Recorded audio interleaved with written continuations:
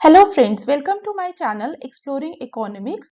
आज का हमारा टॉपिक ऑफ डिस्कशन है economics optional previous year question. अभी तक हम लोगों ने प्रीवियस ईयर क्वेश्चंस के ऊपर एक क्लास डिस्कस कर ली है। जिन लोगों ने नहीं देखी है तो प्लीज उसको देखिए। कंपैरेटिव एडवांटेज पे हमने क्वेश्चन डिस्कस किए हैं वहां पे। बट टॉपिक को स्टार्ट करने से पहले I request you to please like, share, subscribe and comment. Your support is extremely important, so please subscribe. देखिए, आज का जो हमारा टॉपिक है that is the previous year questions. तो यहाँ पे हम क्या करेंगे, प्रीवियस ईयर क्वेश्चंस डिस्कस करेंगे based on the topic Heckscher Ohlin Leontief paradox, factor intensity reversal, factor endowment theory. But जो मेजर हमारा पोर्शन रहेगा, जो मेजर हमारा फोकस एरिया रहेगा, वो कौन सा रहेगा, दैट इज हेक्स्चर-ओलिन। अब हम सबसे पहले क्वेश्चंस देखते हैं जो यूपीएससी ने अभी तक पूछे हैं रिलेटेड टू हेक्स्चर-ओलिन। देखिए 2023 में क्वेश्चन आया है। क्वेश्चन रीड करिए, factor intensity reversal is incompatible with Heckscher Ohlin model. तो यहाँ पे देखिए हेक्स्चर-ओलिन के ऊपर भी क्वेश्चन बन रहा है और साथ में फैक्टर इंटेंसिटी रिवर्सल को फिर से टच किया। तो जो टॉपिक्स मैंने वहां पे आपको लिखा तो 2023 में ये चीज पूछी गई है। 2022 में भी फिर फैक्टर एंडाउमेंट थ्योरी के ऊपर एक क्वेश्चन आया है। ये भी जो क्वेश्चन है ये कहीं ना कहीं लिंक कर रहा है फिर से आपका कहाँ पे, हेक्स्चर-ओलिन मॉडल के साथ।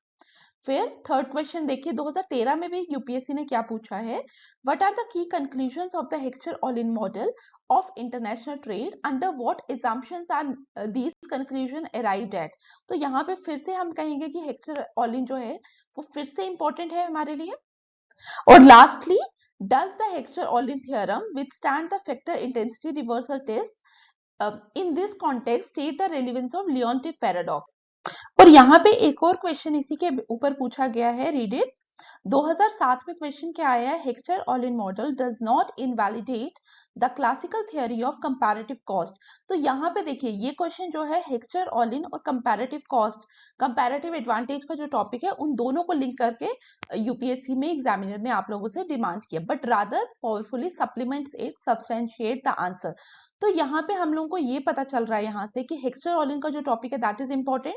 और काफी टाइम एग्जामिनर क्या कर रहा है, एग्जामिनर आप लोगों से कभी assumptions के ऊपर कुछ क्वेश्चन पूछ रहा है, कभी कंक्लूजन के ऊपर क्वेश्चन पूछ रहा है, कभी वो 2 क्वेश्चंस को लिंक कर रहा है और कभी वो 3 क्वेश्चंस को भी लिंक कर रहा है। जैसे आप लोगों ने फैक्टर इंटेंसिटी वाला देखा, हेक्स्चर-ओलिन को लिंक किया गया फैक्टर इंटेंसिटी रिवर्सल के साथ अलोंग विद लियोन्टिफ पैराडॉक्स। तो हम ये नहीं कह सकते कि ये टॉपिक हम छोड़ेंगे या नहीं छोड़ेंगे, क्योंकि यूपीएससी क्या कर रहा है, यूपीएससी के अगर आपने ये 4-5 क्वेश्चंस को एनालाइज किया तो वहां पे ही आपको क्लियर हो जाना चाहिए कि यूपीएससी क्या कर रहा है, यूपीएससी की डिमांड किस तरीके की है कि वो क्वेश्चंस को क्लब भी कर रहा है और कई बार वो डायरेक्टली assumptions और कंक्लूजन के ऊपर भी क्वेश्चन पूछ रहा है। बट मेजर जो उनका फोकस रह रहा है वो किस पे है, वो कंबाइनिंग द टॉपिक्स पे है। जैसे हेक्स्चर-ओलिन को किसके साथ कंबाइन किया गया, यहाँ पे classical theory of comparative cost. यहाँ तक क्लियर हुआ। तो अब आप लोगों को एक चीज दिमाग में रखनी है कि हम यहाँ पे जब भी हम इकोनॉमिक्स ऑप्शन को प्रिपेयर कर रहे हैं तो प्लीज इंपॉर्टेंट वाला जो टॉपिक इंपॉर्टेंट हम कहते थे जैसे यूनिवर्सिटी या कॉलेज के अंदर कि ये क्वेश्चन इंपॉर्टेंट है या ये नहीं है, तो प्लीज उस अप्रोच से बाहर आइए। पहली चीज, क्योंकि आप लोग सिर्फ इकोनॉमिक्स ऑप्शन ही एक ऐसा सब्जेक्ट नहीं है जो वहां पे है, अलोंग विद इकोनॉमिक्स काफी और ऑप्शंस भी बच्चे चूज करते हैं और आप लोगों को क्या करना है, आप लोगों को उन सबके साथ कॉम्पीट करना है। और जैसे इकोनॉमिक्स ऑप्शनल की बात करें, आप लोगों को पता है कि नोट्स जो है वो इजीली अवेलेबल नहीं है और हमारे पास जो मटेरियल है हम ये नहीं कह सकते कि हम ये छोड़ेंगे या नहीं छोड़ेंगे। यहाँ तक क्लियर। अब देखिए जब भी आपको अटेम्प्ट करना है, आंसर राइटिंग करनी है, तो आप लोगों को मैंने पहले भी अपने लेक्चर्स के अंदर बताया कि आप लोगों को क्या करना है, आपको इस तरीके की एक शीट को डाउनलोड करना है और अब आप इसकी बुकलेट बनाइए और वहां पे ही आंसर राइटिंग को अटेम्प्ट करने की कोशिश करिए। अब देखिए अगर यूपीएससी की बात की जाए तो 10 मार्कर के लिए आपको क्या दिया जाएगा, ये ये जो शीट है आपको दो साइड्स दी जाएंगी इस शीट की टू अटेम्प्ट योर आंसर।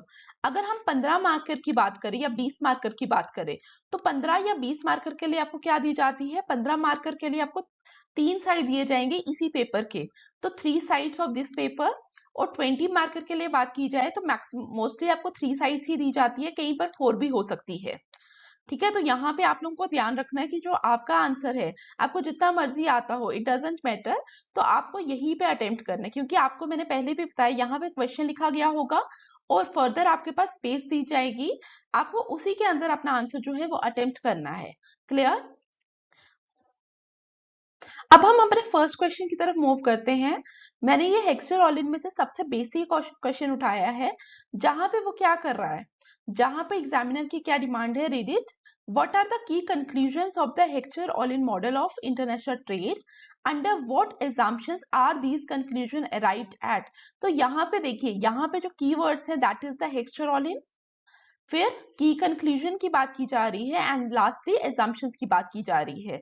तो यहाँ पे अगर हम इस क्वेश्चन को देखें तो एग्जामिनर आप लोगों से डिमांड क्या कर रहा है, examiner is asking about Heckscher Ohlin model, but वो डायरेक्टली मॉडल नहीं पूछ रहे। तो आप ये नहीं करेंगे जो हमने मॉडल पढ़ा है तो वही लिखना स्टार्ट कर देंगे, तो ये नहीं है। हमारे यहाँ पे डिमांड क्या है, हेक्सरॉलिन के ही कंक्लूजन की बात की जा रही है और हेक्सरॉलिन की ही एजम्पशंस की बात की जा रही है। तो अगर इस क्वेश्चन की बात की जाए तो आप लोगों को क्या समझ आ रहा है कि हमें क्या देना है, हमें हेक्सरॉलिन को 2 या 3 लाइन के अंदर इंट्रोड्यूस करना है। तो हम यहाँ लिखेंगे कि हेक्सरॉलिन की इंट्रो दीजिए। फिर देखिए, आप मुझे बताइए, कंक्लूजन भी देना है और एजम्पशन भी देना है। तो इंट्रो के बाद हमारा एजम्पशन आनी चाहिए या कंक्लूजन आना चाहिए? तो इंट्रो के बाद हमारा क्या आना चाहिए, इंट्रो के बाद आप लोगों को क्या लिखना है, एजम्पशंस को लिखना है। देन एजम्पशंस के बाद आपको क्या करना है, फिर आपको कंक्लूजन पे आना है। क्लियर यहां तक? तो ये क्वेश्चन में कुछ भी मुश्किल नहीं है। जिन लोगों ने हेक्सरॉलिन थ्योरी के बारे में नहीं पता या मॉडल का टॉपिक नहीं देखा है तो प्लीज उसका लिंक भी मेरे डिस्क्रिप्शन बॉक्स पे भी आप लोगों को मिल जाएगा। अदरवाइज आप मेरी प्लेलिस्ट इंटरनेशनल इकोनॉमिक्स की प्लेलिस्ट में जाकर भी प्लीज हेक्सरॉलिन को देखिए। After then try to attempt this question. तो मैं आप लोगों के साथ एक मॉडल आंसर इसका शेयर कर रही हूँ, वेट। अब एक मॉडल आंसर देखिए। Hexagon model explains trade between commodities with different factor intensity and countries with different relative factor endowment। तो ये तो आप लोगों को पता है कि हेक्सरॉलिन मॉडल बेसिकली बोलता क्या है, वही चीज हम लोगों ने यहाँ पे भी लिखी। ठीक है, तो अब देखिए, फिर उसने मैंने आपको सेकेंडली क्या बताया था कि यहाँ पे डिमांड क्या थी, एजम्पशंस की। तो वही एजम्पशंस जो हम हेक्सरॉलिन मॉडल पे डिस्कस कर चुके हैं वही हम यहाँ पे भी लिख रहे हैं। There are two countries, two commodities X and Y and two factors of production, capital and labor. Number 2, both nations use same factors of production and same technology. Number 3, commodity X is labor intensive and commodity Y is capital intensive in both the countries. Clear? Fourth पढ़िए, both commodities are produced under constant returns to scale. Number 5, tastes are equal in both the nations. Number 6, perfect competition exists in both the factor, that is the input market and the product market, जो final output market होती है. Number 7, full employment of the factors of production in both the countries. Number 8, free trade and zero transport cost. Number 9 is the one country is capital intensive and other country is labor intensive. और lastly हमने assumption के बाद क्या देना है, conclusion. First क्या है, factor abundance and production. जो हम जैसे हम इंट्रो में भी बात कर रहे हैं कि जो कंट्री जिसके पास जो फैक्टर ऑफ प्रोडक्शन अबंडेंस में होगा वो कंट्री क्या करेगी, वो कंट्री एंजॉय करेगी comparative advantage in the production as well as export of that good which uses relatively more abundant factor of production। जैसे इस केस में हमने क्या बात की, a country has a comparative advantage in the production and export of that commodity which uses more intensively the country's relatively abundant factors of production, that is a labor intensive country, sorry intensive नहीं आएगा यहाँ पे, it is a labor abundant country। ठीक है, labor abundant country will produce and export labor intensive product and import capital intensive product and vice versa for capital abundant country। ये चीज तो हमने बहुत ही डिटेल पे डिस्कस की है जब हमने हेक्सरॉलिन मॉडल को डिस्कस किया। तो प्लीज जिन लोगों ने नहीं देखा वो लेक्चर तो पहले वो देखिए and then try to attempt the questions. फिर फैक्टर प्राइस इक्वलाइजेशन, तो हम लोगों ने क्या पढ़ा था, जब उसके बाद हमने फैक्टर प्राइस इक्वलाइजेशन की जब भी हम बात करते हैं तो हम क्या बोलते हैं कि अगर लेबर की बात करो तो लेबर अगर चीप है तो आफ्टर सम टाइम क्या होता है, लेबर की डिमांड इंक्रीज होना स्टार्ट हो जाती है और डिमांड इंक्रीज होते ही होता क्या है, उसका प्राइस बढ़ना स्टार्ट हो जाता है। इनिशियली लेबर क्या था, लेबर वॉज चीप, बट अब इसका प्राइस बढ़ना स्टार्ट होगा और वहां पे अगर कैपिटल की बात करें तो कैपिटल एक्सपेंसिव थी, लेकिन कैपिटल की डिमांड कम हुई और अल्टीमेटली होगा क्या, कैपिटल का प्राइस क्या होगा, कम होना स्टार्ट होगा और होगा क्या कि स्टैंडर्डाइजेशन हो जाएगा फैक्टर प्राइसेस में, leading to a global level playing field in the long run. तो यही क्वेश्चन की डिमांड थी। देखिए हमने जब हेक्स्चर मॉडल पढ़ा था, हमने वहां पे क्या किया था, मॉडल पढ़ते समय हम लोगों ने डायग्राम को एक्सप्लेन किया था, बट यहाँ पे जो क्वेश्चन की डिमांड है वो क्या है, assumptions और कंक्लूजन पे। तो हम लोग क्या करेंगे, हम उसी तरीके से करेंगे, क्योंकि मैंने आपको पहले भी बताया कि यूपीएससी ने आपको क्या करने हैं, पेज आपके पास लिमिटेड है। अगर आपको लगता है कि आप लोग क्या करें जब एग्जाम अटेम्प्ट कर रहे हैं और आपको लगता है कि आपको डायग्राम डालनी है, तो please Heckscher all in model पे जो हम लोगों ने डायग्राम वहां पे डिस्कस की है, तो वही डायग्राम को आपको बनाना है। बट यहाँ पे जो उसकी डिमांड है वो क्या है, assumptions के ऊपर और कंक्लूजन के ऊपर। तो हमारा मेजर फोकस भी यहीं पे रहने वाला है। क्लियर? अब सेकंड क्वेश्चन पढ़िए। हेक्सर-ऑलिन theorem does not invalidate the classical theory of comparative cost, but rather powerfully supplements it, substantiate the statement. देखिए यहाँ पे वो किसकी बात कर रहा है, यहाँ पे एक तो हेक्स्टरॉलिन थ्योरम की बात की जा रही है और दूसरी बात की जा रही है classical theory of comparative cost की।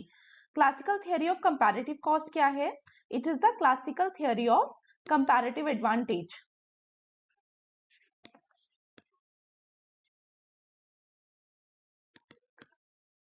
देखिए आप लोगों ने जब हेक्स्टर-ऑलिन मॉडल भी पढ़ा तो वहां पे भी हम लोग पढ़ क्या रहे हैं, हम हमेशा बात कर रहे हैं कि हेक्स्टर-ऑलिन थ्योरम बता क्या रही है, हमें बताती है कि कंपैरेटिव एडवांटेज को हम किस तरीके से फाइंड कर सकते हैं, कि बेस्ड ऑन द फैक्ट कि किस कंट्री के पास कौन सा फैक्टर जो है वो अबंडेंस में है, उस हिसाब से हम बताते हैं कि कंट्री के पास किस प्रोडक्ट को बनाने के लिए कंपैरेटिव एडवांटेज है। अगर हम लेबर अबंडेंट कंट्री की बात करते हैं तो हम क्या बोलते हैं कि लेबर अबंडेंट कंट्री के पास कंपैरेटिव एडवांटेज है in the production as well as export of labour intensive product. Likewise for the capital abundant country हम इसी तरीके से बात करते हैं। तो हम लोग क्या बात कर रहे हैं, हम लोग कहीं ना कहीं कंपैरेटिव एडवांटेज को ही लेकर बात कर रहे हैं।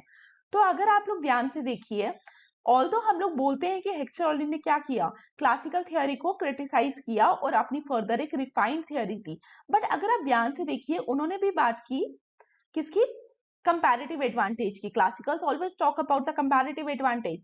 तो यहां से हमें क्या पता चल रहा है कि वहां पे उनका जो बेस था, हेक्स्टर-ऑलिन का जो बेस था वो क्या रहने वाला है, वो सेम क्लासिकल थ्योरी की बात ही कर रहे हैं।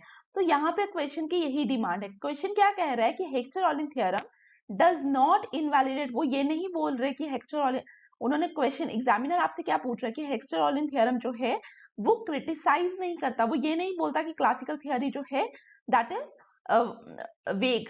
ठीक है, उन्होंने क्या कहा, Heckscher Ohlin theorem does not invalidate the classical theory of comparative advantage but rather powerfully supplements it. मतलब उन्होंने उसी पे कुछ चीजें ऐड ऑन की। अब हमें आपका अपना आंसर देना है इसी हिसाब से।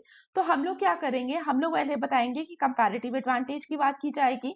फिर अगर आप लोगों को क्लासिकल मॉडल याद हो तो क्लासिकल मॉडल क्या बात करता है, classical model always consider one factor of production that is the labour. तो हम बोलेंगे कि वहां पे उन्होंने लेबर की बात की, लेकिन जब हम हेक्स्टर-ऑलिन की बात करते हैं तो वो हम किसकी बात करते हैं, we always talk about labour plus capital. तो यहाँ पे ये जो पॉइंट्स है हम उसमें एड ऑन की बात करेंगे। क्लियर? तो इसका भी मॉडल आंसर देखते हैं। अब हम मॉडल आंसर नंबर 2 देखेंगे। देखिए जैसे क्वेश्चन में आपने देखा कि जो हेक्स्टर-ऑलिन मॉडल है वो इनवैलिडेट नहीं कर रहा किसको, क्लासिकल मॉडल को। वहां पे वो क्या कहने की कोशिश कर रहा है कि वो इनवैलिडेट नहीं कर रहा, बट वो क्या कर रहा है, it supplements the classical model. तो सबसे पहले हम बात क्या करेंगे, हमने हमने बात करनी किसकी है, हमने बात करनी है हेक्स्टर-ऑलिन मॉडल की। ठीक है, तो हमें हमें क्या करना है, हमें पता होना चाहिए कि हेक्स्टर-ऑलिन मॉडल क्या है।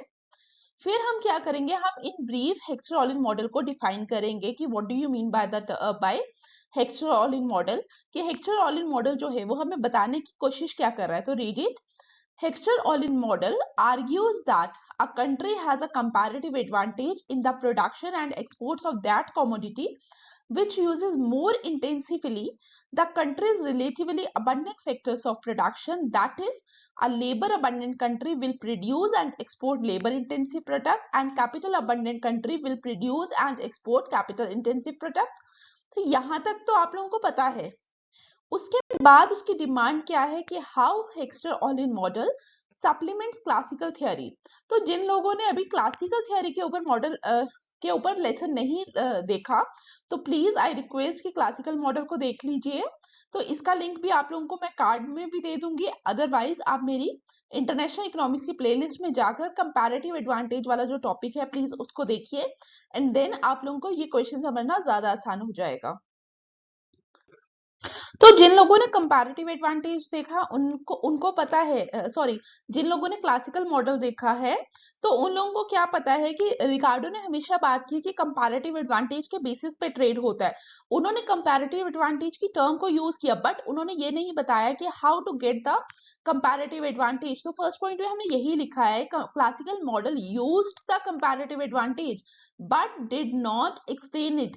एक्सप्लेन किसने किया? हेक्स्टर-ऑलिन ने। इंट्रो में मैंने आप लोगों को बताया कि हेक्स्टर-ऑलिन किस तरीके से कंपैरेटिव एडवांटेज को एक्सप्लेन कर रहे हैं, तो यहाँ पे भी वही लिखा है हमने। However, ऑलिन theory explained comparative advantage on the basis of factor endowment। यहाँ तक क्लियर हुआ? नंबर 2, क्लासिकल थियरी ने हमेशा बात क्या की? Classical theory always talk about one factor of production, that is labour. तो उन्होंने क्या कहा? उन्होंने हमेशा यही कहा कि जो भी आपकी क्या होगी, economic value of a good होगी, वो किस तरीके से डिटरमिन की जाएगी? It depends upon the labour, कि एक्चुअली वहां पे कितना लेबर यूज हुआ इन the production of that good और सर्विस। क्लियर? तो यहाँ पे हमने तो क्लासिकल थियरी में हमेशा किसकी बात की? It it depends upon the labour theory of value. But जब हम हेक्स्टर-ऑलिन की बात करते हैं तो एजम्पशंस आप लोगों को याद होगी, एजम्पशंस पे हम किसकी बात करते हैं? हम हमेशा बात करते हैं लेबर एंड कैपिटल। तो यहाँ पे क्या कह रहे हैं कि जब भी हमें economic value of a good या सर्विसेज डिटरमिन करना है तो हमें क्या करना है? हमें सिर्फ लेबर को नहीं कंसीडर करना, हमें अलोंग विद लेबर हमने क्या किया? हमने कैपिटल को भी कंसीडर किया as a factor of production. तो यहाँ पे हमें क्या कह रहे हैं? हम एक से ज्यादा चीजों पे ध्यान दे रहे हैं। तो हेक्स्टर-ऑलिन मॉडल और क्लासिकल में आई होप आपको ये चीज समझ आ गई हो। Number 3, classical theory targets only the supply side. Classical theory क्या कहती है कि आप एक्सपोर्ट करिए, प्रोड्यूस करिए, बट हेक्स्टर-ऑलिन की बात की जाए तो वहां पे हम कहीं ना कहीं डिमांड साइड की भी बात कर रहे हैं। हम क्या बात कर रहे हैं? देखिए, जो क्लासिकल मॉडल है कंपैरेटिव एडवांटेज का, वो क्या बोलता है? वो हमेशा बात करता है कि हमें क्या करना है, हमें कंप्लीट स्पेशलाइजेशन पे बात करनी है। But Heckscher Ohlin never talk about complete specialization. वो क्या बोलते हैं कि हमें क्या करना है, हमें स्पेशलाइज करना है बट नॉट कंप्लीट। तो यहाँ पे हम क्या कर रहे हैं, हम कहीं ना कहीं डोमेस्टिक डिमांड को लेकर भी बात करें कि हमें डोमेस्टिक जो हमारा कंज्यूमर है वो किस तरीके से डिमांड कर रहा है मार्केट के अंदर। तो यहाँ पे हम क्या बात करेंगे? Classical theory targets only the supply side but Heckscher Ohlin model also incorporates demand side. और अभी तक आप लोगों ने मैक्रो में भी जितने मॉडल्स पढ़े होंगे क्लासिकल के रिगार्डिंग, तो क्लासिकल हमेशा बात करते हैं सप्लाई साइड की, ठीक है? वहां पे भी आपको याद है, तो क्लासिकल यहाँ पे भी बात किसकी कर रहे हैं? They only talk about the supply side. अब फोर्थ पॉइंट पढ़िए, Heckscher Ohlin model never talk about complete specialization. ये हमने पहले भी देखा, मैंने आपको लास्ट पॉइंट समझाते हुए भी कहा कि Heckscher Ohlin model never talk about complete specialization. For example, अगर हम टेक्सटाइल और रबर वाली एग्जांपल की बात करें तो वहां पे भी आपको पता है कि इंडिया की स्पेशलाइजेशन है कहाँ पे? इन the production of textile. But it doesn't mean कि इंडिया होली सोली क्या करना स्टार्ट कर दे, टेक्सटाइल को प्रोड्यूस करना स्टार्ट कर दे। अलोंग विद टेक्सटाइल इंडिया क्या करेगा? रबर को भी प्रोड्यूस करेगा। तो यही चीज उन्होंने लिखी। Unlike classical theory, which indicates that Orlin's model is more close to reality। तो ये पॉइंट्स थे जो हमें क्या बता रहे हैं कि Heckscher Ohlin model supplements classical model rather than eradicating it or invalidating it। Hexter-Ohlin model explained horizon of comparative advantage theory। It not just mentioned comparative advantage but also explained it। तो आप ऐसा लिखकर इसको वाइंड अप कर सकते हैं। तो अभी तक हम लोगों ने क्या किया? अभी तक हम लोगों ने 2 क्वेश्चंस देख लिए। अब आप लोग क्या करेंगे? ठीक है, आप लोगों को पता है ये क्वेश्चंस को आपको क्रैम नहीं करना, आपके लिए एक मॉडल आंसर है, आप इस तरीके से अपना क्वेश्चन फ्रेम कर सकते हैं, अपनी लैंग्वेज में लिखिए, ठीक है? तभी आपको एग्जाम में आप लोग लिख पाएंगे, क्योंकि ये क्वेश्चन एज इट इज तो आने नहीं वाला। तो अब आप लोग क्या करेंगे? अब आप लोग जो भी हमारे ये क्वेश्चंस हैं, जो अभी तक 2 क्वेश्चंस और जो भी हमने फर्दर क्वेश्चंस देखेंगे, आप इन क्वेश्चंस को अपनी लैंग्वेज में लिखिए, टेलीग्राम चैनल पे शेयर करिए, ताकि हमारी एक बेटर कम्युनिटी बिल्ड हो, जहां पे जितने भी बच्चे हैं जिनको इकोनॉमिक्स ऑप्शनल के लिए हेल्प चाहिए, उनके लिए ये चीज आसान हो सके। तो टेलीग्राम चैनल का लिंक मेरी अबाउट सेक्शन पे भी दिया हुआ है, तो प्लीज उसको ज्वाइन करिए। वहां पे आप लोग अपना लिखा हुआ आंसर फोटो क्लिक करिए और शेयर करिए। अब हम नेक्स्ट क्वेश्चन की तरफ मूव करते हैं। अब 2010 में भी इससे रिलेटेड एक क्वेश्चन आया है, does the Heckscher Ohlin theorem withstand the factor intensity reversal test in this context, state the relevance of Leontief paradox। देखिए यहाँ पे भी एग्जामिनर क्या डिमांड कर रहा है आप लोगों से। Examiner is asking Heckscher Ohlin theorem withstand the factor intensity reversal test। तो अगर आप लोगों ने फैक्टर इंटेंसिटी रिवर्सल टेस्ट वाली वीडियो देखी होगी तो आप लोगों को समझ आ रहा होगा कि फर्स्ट पार्ट में वो डायरेक्टली आपसे फैक्टर इंटेंसिटी रिवर्सल टेस्ट के बारे में ही पूछ रहे हैं। फिर वहां उसके आगे क्या डिमांड है, in this context state the relevance of Leontief paradox. तो प्लीज जिन लोगों ने फैक्टर इंटेंसिटी रिवर्सल टेस्ट की वीडियो नहीं देखी along with the Leontief paradox, तो वो लोग भी वो वीडियोस देखें एंड देन किस तरीके से इस क्वेश्चन को अटेम्प्ट करना है फिर उस पर मूव करिए। तो आपको कैसे अटेम्प्ट करना है, देखिए सबसे पहले हम लोग क्या करेंगे, हम एक ब्रीफ इंट्रो देंगे किसके बारे में, हेक्स्टर-ओलिन को। सबसे पहले आपने 3 या 4 लाइनों में हेक्स्टर-ओलिन को डिफाइन करना है, देन आप फैक्टर इंटेंसिटी की तरफ मूव करेंगे। फिर हम लोग क्या करेंगे, इन दोनों को डिफाइन करके फिर एग्जाम्पशन ऑफ द हेक्स्टर-ओलिन पे आएंगे, जिस एग्जाम्पशन पे वो कहता है अगर एक कंट्री में एक कमोडिटी है एक्स, वो कमोडिटी एक्स जो होगी वो कैपिटल इंटेंसिव होगी इन बोथ द कंट्रीज, और जो कमोडिटी लेबर इंटेंसिव है वो लेबर इंटेंसिव ही रहने वाली है दोनों कंट्रीज के अंदर। फिर हम बताएंगे, फिर हम उस assumption को के बारे में बात करेंगे और उस बेसिस पे हम अपने रिजल्ट्स में आने की कोशिश करेंगे। फिर जो नेक्स्ट है that is the Leontief paradox. फिर हम क्या करेंगे, लियोनटिफ पैराडॉक्स को इन शॉर्ट समझाने की कोशिश करेंगे कि यहाँ पे देखिए डायरेक्टली उसने लियोनटिफ पैराडॉक्स नहीं पूछा, उन्होंने क्या कहा कि इस तरीके से आप बताइए कि in this context state the relevance of Leontief paradox. तो हम वहां पे भी वही बात करेंगे, जो यूएस वाली एग्जाम्पल है हम फिर से उसी के बारे में बात करेंगे। तो अभी इसका भी हम आंसर देखने की कोशिश करते हैं। देखिए यहाँ पे मैंने आपको पहले ही बताया हमने क्या करना है, हमने हेक्स्टर-ओलिन को इंट्रोड्यूस करना है। हेक्स्टर-ओलिन model argues that a country has a comparative advantage in the production and exports of that commodity which uses more intensively the country's relatively abundant factor of production, that is a labor abundant country will produce and export labor intensive product and capital abundant country will produce and export capital intensive product। तो exam के लिए अगर आपको लिखना है question, अगर आपको लग रहा है कि लेंथ ज्यादा हो रही है तो आप यहां तक भी रुक सकते हैं। क्लियर? आप देखिए फिर मैंने आपको क्या बताया कि आप लोगों को 2 या 3 लाइनों में किसको डिफाइन करना है, फैक्टर इंटेंसिटी रिवर्सल टेस्ट को। तो factor intensity reversal test refers to a situation, ठीक है, सॉरी टेस्ट नहीं आएगा। फैक्टर इंटेंसिटी रिवर्सल होता क्या है, सबसे पहले हम वो बताएंगे।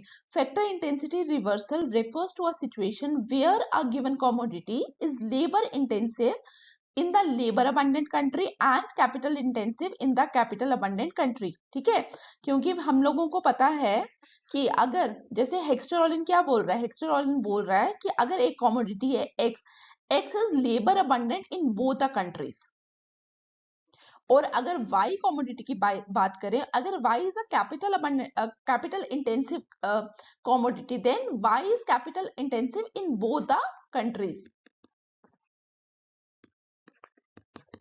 लेकिन ऑन द कॉन्ट्रेरी अगर हम फैक्टर इंटेंसिटी की बात करें तो फैक्टर इंटेंसिटी रिवर्सल क्या कह रहा है, इट रेफर्स कि अगर एक कमोडिटी एक्स है तो x is a labour intensive in labour abundant country. अगर हमारी कंट्री ए अगर लेबर अबंडेंट है तो एक्स क्या होगी, x is labour intensive in that particular commodity, और एक्स ही क्या बन जाएगी, capital intensive in the capital abundant nation. तो यहाँ पे आपको समझ आ रहा है, यहाँ पे क्या था, x is labour intensive in both the countries, but यहाँ पे क्या हुआ, जब हम फैक्टर इंटेंसिटी की बात करेंगे then X is labour intensive in labour abundant country and X is capital intensive in capital abundant country. अब देखिए हेक्स्टर-ओलिन जो मैं assumption की बात कर रही हूँ यहां से है, तो प्लीज इसको ध्यान से देखना। हेक्स्टर-ओलिन assumes that one commodity is capital intensive in both the nations and other commodity is labor intensive in both the countries, जो अभी तक हमने बात की. This assumption of Hexter-Ohlin is granted when the two production isoquants cut each other only once. ठीक है, अगर उसने बोला कि अगर प्रोडक्शन आइसोक्वांट्स की बात की जाए, अगर एक बार ही कट करेंगे तो ठीक है, हम बोलते हैं कि हेक्स्टर-ओलिन मॉडल जो है उसकी ये एजम्पशन सपोर्ट कर रही है. बट कई बार क्या होता है कि ये एक की जगह क्या करेगा, दो बार कट करता है. अगर ये दो बार कट किया तो क्या होगा, हम बोलेंगे कि यहाँ पे हेक्स्टर-ओलिन मॉडल जो है वो ब्रेक डाउन हो जाता है. ठीक है, ये मैं आपको डायग्राम समझाऊंगी, और ये जो हम लोगों ने जब टॉपिक पढ़ा है तो प्लीज उसमें भी, जहां पे भी आप नोट्स बना रहे हो तो उसमें भी आप वापस से बना लीजिए. Under factor intensity reversal test the two isoquant cut each other more than once and the Hexter-Ohlin theorem would turns out to be invalid. अब डायग्राम क्या है उस पार्ट को मैं समझा रही हूँ, क्योंकि टॉपिक पढ़ते समय हमने उस पार्ट को नहीं देखा है, तो प्लीज उस पार्ट पे फोकस रखना. Under factor intensity reversal, the two isoquant would cut each other more than once, and the ये वही चीज वापस से लिखी गई है. This can be demonstrated as, तो सबसे पहले हम डायग्राम देखते हैं. देखिए, मैंने आपको पहले ही बोला हमने क्या करना है, हमने दो कंट्रीज के बारे में बात करनी है. हम बोलेंगे कि जो हमारी कंट्री ए है that is a capital surplus country, and country B is what, country B is a labour surplus country. और हम क्या बात करें, हम हमेशा बात करते हैं दो फैक्टर्स ऑफ प्रोडक्शन की. तो यहाँ पे भी हम बात करेंगे कि हमारे पास क्या है, दो फैक्टर्स ऑफ प्रोडक्शन है, एक लेबर है और दूसरा क्या है, the another one is capital. दो फैक्टर्स ऑफ प्रोडक्शन है. और फिर हमने क्या बात की, जैसे हमने करना क्या है, हमारा ऑब्जेक्टिव क्या है, हमारा ऑब्जेक्टिव है to invalidate the Heckscher Ohlin theorem. वहां पे भी हमें स्पेसिफिक एग्जाम्पशन को टारगेट करना है. एग्जाम्पशन कौन सी है, वो एग्जाम्पशन जो क्या बोलती है, अगर एक कमोडिटी एक्स है, अगर एक्स लेबर इंटेंसिव है, इट मींस वो लेबर इंटेंसिव ही रहने वाली है इन बोथ द कंट्रीज. तो यहाँ पे हमें क्या बोलना है कि एक्स जो है वो लेबर इंटेंसिव है in the labour surplus in the labour surplus nation, और वही एक्स क्या बनेगी, capital intensive in the capital surplus nation. तो हम यहाँ पे क्या कर रहे हैं, हम बात करेंगे दो कमोडिटीज की. हम बोलेंगे steel and cloth are two commodities, और हम क्या बताएंगे, एक्चुअली हेक्स्टर-ओलिन क्या बोलता था कि अगर कंट्री एक क्लॉथ प्रोड्यूस कर रही है एज वेल एज एक्सपोर्ट कर रही है क्लॉथ का, तो वो क्या करेगी, वो इंपोर्ट करेगी कहीं ना कहीं स्टील को. ठीक है, और स्टील किसके द्वारा प्रोड्यूस किया जाएगा और एक्सपोर्ट किया जाएगा, कंट्री बी की. लेकिन यहाँ पे हमारा कंक्लूजन क्या निकलने वाला है, हम अल्टीमेटली इस कंक्लूजन में पहुंचेंगे कि दोनों कंट्रीज जो है वो सेम कमोडिटी को produce as well as export करने की कोशिश करेगी. तो कहीं ना कहीं हमारा रिजल्ट आ गया. तो ये डायग्राम प्लीज ध्यान से देखना. तो हम दो आइसोक्वांट्स लेंगे. Yellow line shows isoquant for steel, और यहां पे हम एक और लाइन ले लेते हैं.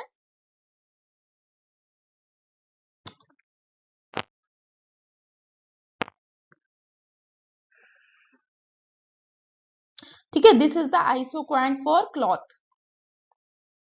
तो हमने क्या किया, हमने बोला, मैं इसको एक मिनट, मैंने उसी डायग्राम को वापस से बनाया है. ठीक है, येलो लाइन हमारी क्या बता रही है, आइसोक्वांट फॉर स्टील, और जो ब्लू लाइन है दैट इंडिकेट्स आपके आइसोक्वांट फॉर क्लॉथ.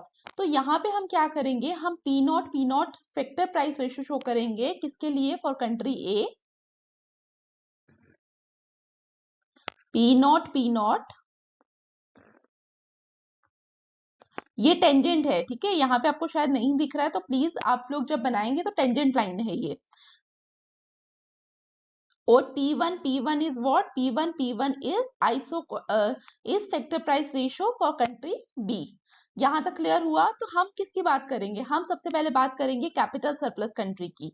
देखिए, कैपिटल सरप्लस कंट्री की अगर हम बात करें तो यहाँ पे this is what, yellow line show steel and blue line क्या बता रही है, क्लॉथ. कैपिटल सरप्लस कंट्री का मतलब क्या हुआ, यहाँ पे वो क्या करेगी, कैपिटल चीप है उसके लिए, तो वो उन प्रोडक्ट्स को बनाने की कोशिश करेगी जहां पे क्या होगी, जो प्रोडक्ट्स किस नेचर के होंगे, जो प्रोडक्ट्स हमारे कैपिटल इंटेंसिव होंगे। कैपिटल इंटेंसिव का मतलब क्या है, K/L रेशो हाई होगी। और लाइकवाइज अगर हम लेबर सरप्लस की बात करें तो लेबर सरप्लस क्या करेगी, वो प्रोडक्ट बनाने की कोशिश करेगी जो क्या होंगे, लेबर इंटेंसिव, और जहां पे K/L क्या होगी, लेस होगी। ये चीज आप लोग समझते हैं। देखिए अब हम लोग बात करेंगे कैपिटल सरप्लस की। अगर हम कैपिटल सरप्लस की बात करें, इसका मतलब क्या है, कैपिटल ज्यादा हमें चाहिए। अगर हम यहाँ पे बात करें क्लॉथ एंड स्टील की, तो अगर हम कंट्री ए की बात करते हैं तो in the production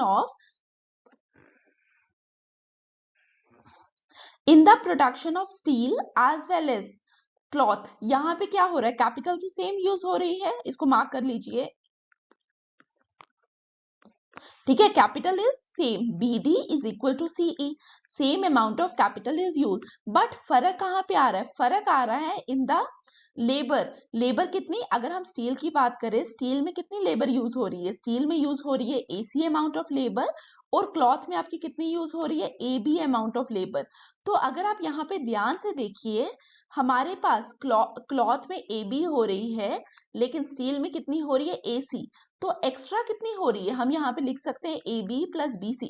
it means in the production of steel, यहाँ पे क्या हो रहा है, कितनी लेबर एक्स्ट्रा यूज हो रही है, हमारी BC amount extra labour use हो रहा है।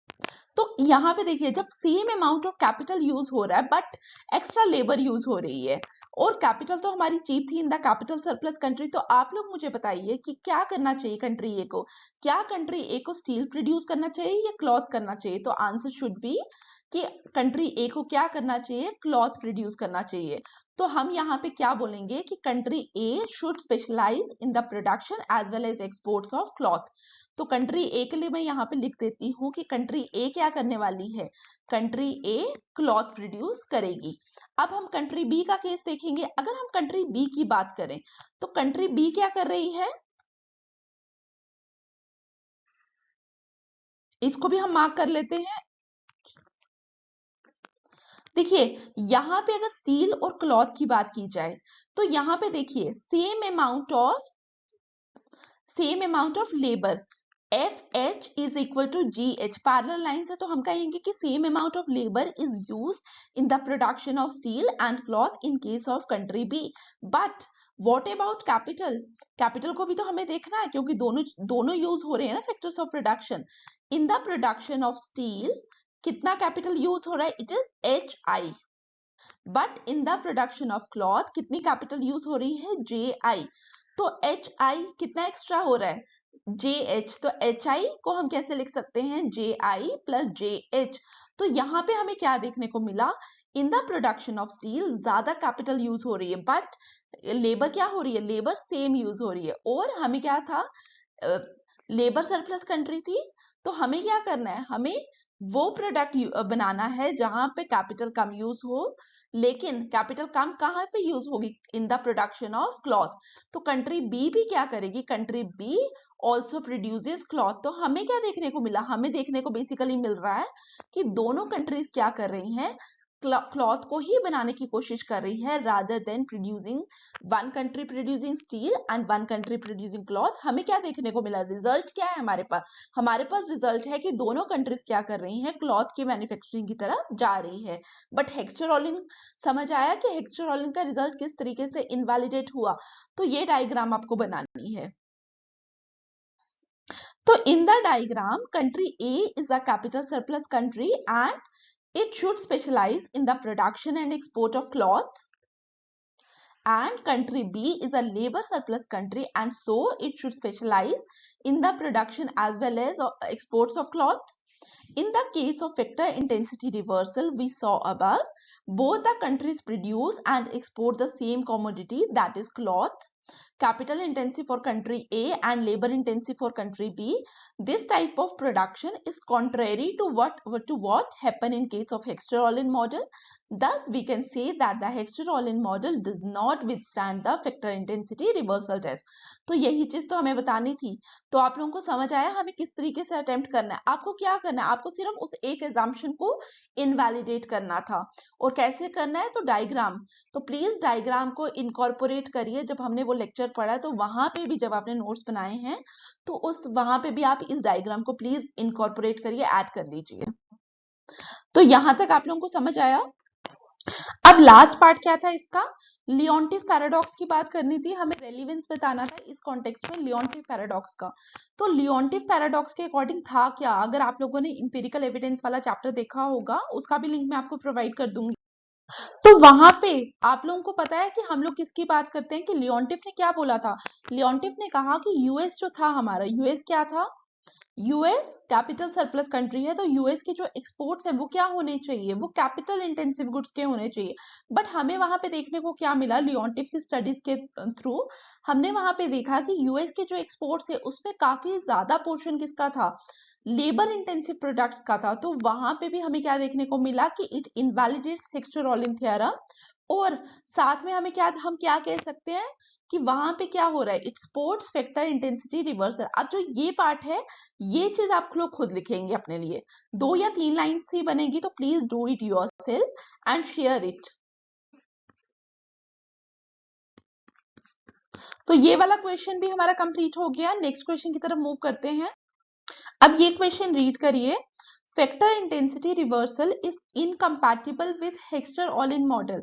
तो क्या आप लोगों को ये क्वेश्चन सेम पिछले वाला नहीं लग रहा, जहां पे क्या बोला था कि फैक्टर इंटेंसिटी रिवर्सल जो है इनवैलिडेट करता है हेक्स्टर-ओलिन मॉडल को. तो सेम क्वेश्चन है. तो वो क्वेश्चन क्या रीड कर रहा था, does the Heckscher Ohlin model withstand the factor intensity reversal test. क्या दोनों पार्ट सेम है, कोई फर्क है. तो ये क्वेश्चन भी लिख सकते हैं आप लोग खुद. तो प्लीज इन क्वेश्चन को अटेम्प्ट करिए. ये मत सोचिए कि हमारे पास कुछ मॉडल आंसर्स हैं तो हमें लिखने की जरूरत नहीं है. Answer writing is must in this preparation. तो प्लीज इन क्वेश्चन को खुद से अटेम्प्ट करिए. तो ये क्वेश्चन भी आप लोग खुद करेंगे.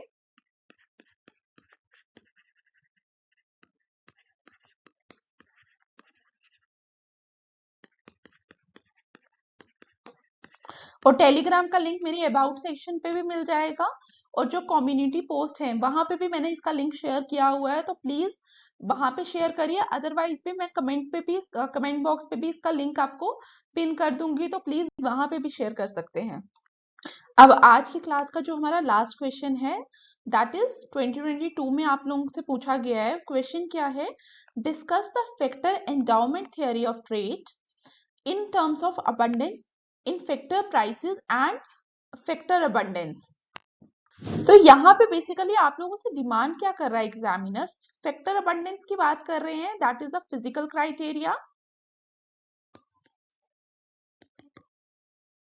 कि फिजिकली अगर एक कंट्री के पास लेबर बहुत ज्यादा है, फिजिकली वहां पे अगर इंडिया की बात करें तो यहाँ पे हम सब जानते हैं कि लेबर जो है बिकॉज ऑफ पॉपुलेशन लेबर यहाँ पे हमारे पास क्या है, बहुत ज्यादा है. That is the physical criteria. तो उसी बेसिस पे बात की जा रही है. और दूसरा फैक्टर प्राइसेस पे, अगर हम वेजेस ऑफ द लेबर की बात करें, अगर लेबर सस्ती है तो हम क्या बोलेंगे, हम किस टर्म्स में बात कर रहे हैं, हम फैक्टर प्राइसेस पे बात कर रहे हैं. अब ये क्वेश्चन मैंने यहाँ पे क्यों लिखा, बिकॉज जब हम हेक्स्टर-ओलिन मॉडल पढ़ते हैं तो ओलिन ने खुद से क्या किया, फैक्टर एंडाउमेंट को डिफाइन किया इन टर्म्स ऑफ फैक्टर प्राइसेस. तो ये क्वेश्चन जो है ये आउट ऑफ सिलेबस नहीं है. यहाँ पे हम क्यों बात कर रहे हैं इसके, because Olin himself define factor endowment in terms of price criteria. तो यहाँ पे आप लोगों को किस तरीके से इसको अप्रोच करना है, लेट्स सी. सबसे पहले आप लोग क्या करेंगे, हिंट के तौर पे देखिए, सबसे पहले आप लोग क्या करेंगे, डिफाइन करेंगे फैक्टर एंडाउमेंट. फैक्टर एंडाउमेंट आप लोगों के अकॉर्डिंग है क्या. ऐसे क्वेश्चंस अगर एग्जाम में आ जाए तो please do not try to leave these questions, क्योंकि फैक्टर एंडाउमेंट का क्या मतलब है कि कंट्री के पास पोजेशन ऑफ द रिसोर्सेज की बात की जा रही है, possession of the factors of production की बात की जा रही है. तो आप उसको अपने लेमन लैंग्वेज में डिफाइन करेंगे. फिर हम लोग क्या करेंगे, फैक्टर एंडाउमेंट को ही इन दोनों क्राइटेरिया के हिसाब से डिफाइन करेंगे। तो इसका भी मॉडल आंसर देख लेते हैं। Factor endowment refers to the variety and the quantities of factors of production। ठीक है, वेराइटी की क्यों बात कर रहे हैं, अगर हम लेबर की बात करें तो लेबर की बात कर रहे हैं, स्किल्ड लेबर है, सेमी स्किल्ड है, अनस्किल्ड है, तो हमने कैटेगराइज कर दिया। तो यहाँ पे हम बात कर रहे हैं किस लेबर की आप बात कर रहे हो, ठीक है। refers to the variety and quantities of factors of production such as land, labor, capital। जैसे मैंने लेबर को कैटेगराइज किया, आप लैंड को भी तो कैटेगराइज कर सकते हो। जैसे हमारे पास क्या है, फर्टाइल लैंड हो सकती है, बैरन लैंड हो सकती है, एग्रीकल्चरल लैंड हो सकती है, and so on. Capital possessed by a country, Hexter Olin model explains trade between commodities with different factor intensities and countries with different factor endowment। तो हमने यहाँ पे ही बता दिया कि जो हेक्स्टर ऑलिन मॉडल है उसने कहीं ना कहीं इस जो अपना मॉडल है वो किस बेसिस पे डिफाइन किया, फैक्टर एंडाउमेंट के हिसाब से। तो this is the intro part. अब हमें क्या करना है, उसके बाद हमें इन terms of factor abundance define करना है। और इस क्राइटेरिया को हम क्या कहते हैं, this criteria is known as physical criteria. यहाँ पे हम क्या कर रहे हैं, हम कह रहे हैं एक कंट्री के पास कैपिटल ज्यादा है। हम किस बेसिस पे बात कर रहे हैं, जब हम K/L रेशो को कैलकुलेट करेंगे for some country, for example हम यूएस के लिए कैलकुलेट कर रहे हैं और इंडिया के लिए कैलकुलेट कर रहे हैं। यूएस के लिए जो K/L रेशो है, फॉर एग्जाम्पल ये रेशो आपकी आई 2, और इंडिया के लिए अगर ये रेशो आती है 1.5, इसका मतलब क्या है, 2 इज ग्रेटर देन 1.5। इसका मतलब है कि यूएस के पास रिलेटिवली क्या है, ज्यादा कैपिटल है। क्लियर। तो पढ़िए इसको, a country is relatively capital abundant if and only if it is endowed with higher proportion of capital to labor than the other country। हमने कंपैरिजन किया यहाँ पे, और इसको आप रिप्रेजेंट कैसे करोगे, K/L किसके पास, country A is greater than K/L for country B। मतलब कंट्री A क्या है, country A is capital abundant। Clear, ये एक क्राइटेरिया हो गया। और दूसरा in terms of factor price, factor price की क्या बात, अगर हम बात करें, हम लेबर और कैपिटल की बात कर रहे हैं। Labour earns wages, capital earn interest. ठीक है, तो हमने अगर W से वेजेस को डिनोट किया, R से इंटरेस्ट को डिनोट किया, तो हम क्या बोलेंगे, अगर W/R is greater than W/R in another country. इसका मतलब क्या है, यहाँ पे क्या है, फर्स्ट कंट्री की अगर हम बात करें, यहाँ पे क्या होगा, यहाँ पे वेजेस महंगी है, मतलब लेबर महंगा है। तो यहाँ पे क्या होगा, लेबर महंगा है, इसका मतलब क्या सस्ता होगा, कैपिटल इज चीप। क्लियर। तो यहाँ पे क्या है, यहाँ पे ध्यान दीजिए, यहाँ पे capital is cheap and labour is expensive. यहाँ पे क्या है, labour is cheap and capital is expensive. तो read it. According to this criteria, a country in which capital is relatively cheap and labor is relatively expensive is regarded to as capital abundant country. It can be represented as W/RA is greater than W/RB। Clear हुआ यहाँ, तो हमने यहाँ पे लिख भी दिया, here country A is relatively capital abundant country and country B is relatively labor abundant country। तो ये हमारा दोनों के लिए कंक्लूजन होगा, फर्स्ट पार्ट के लिए भी और सेकंड के लिए भी। तो ये तो हमारे आज के मॉडल आंसर्स थे। तो जो मैंने आप लोगों को एक क्वेश्चन बताया कि जो सिमिलर था प्रीवियस वन से, फैक्टर इंटेंसिटी वाला, तो प्लीज उसको आप लोग लिखिए, टेलीग्राम चैनल पे शेयर करिए और अपना फीडबैक दीजिए कि क्या आप लोगों को ये क्वेश्चन से मदद मिल भी रही है या नहीं। Thank you for watching and please subscribe my channel. Thank you.